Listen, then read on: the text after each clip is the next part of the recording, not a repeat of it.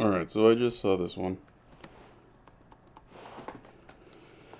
And there's a little bit of nuance to answering it from just the answers, but you can very, very easily. And if you can do the math for the problem, you can see very quickly what the answer should be just from the possible answers. Okay, so it was 3 root 3 6 root 2. Okay, now right off the bat, there's two 3's. So one of the first ones, very strong candidate, right? It's probably A or B.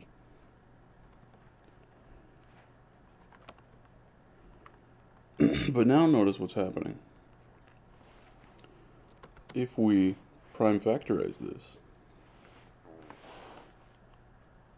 C is 3 times 2, which now means while there's two 2's, there's three 3's. And the problem we had here is it root 3 or is it just 3? Well, 2 loses out. 3 is more abundant. And now, just the straight 3 is more abundant without the radical. Okay? So, our answer is almost certainly this. Now, let's look at the question. The question was,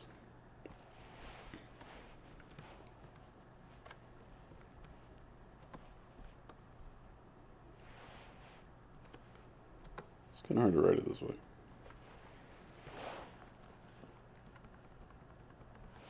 Let's do it like this. Okay. So, I don't really have any commentary on what the guy did, other than there is one tiny thing I would have done differently. Okay, so he saw we've got 10 on 30, so we can just get rid of the zeros, so you just get 1 on 3.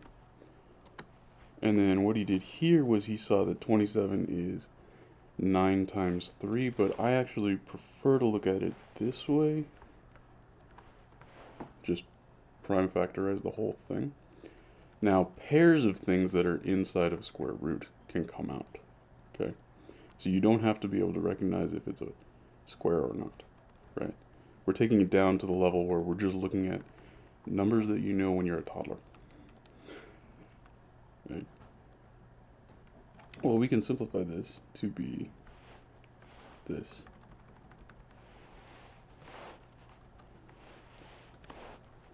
Which means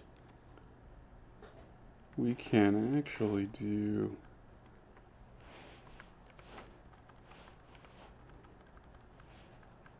this, which means we could actually do this, which means we could actually do this, which means we could do this, which means we have a pair of 3's inside the square root, so we can actually just do this. And hey, look at that. The thing that we thought it was, just based on what the answers looked like, turns out to be the thing that it is. Look at that. Perfect.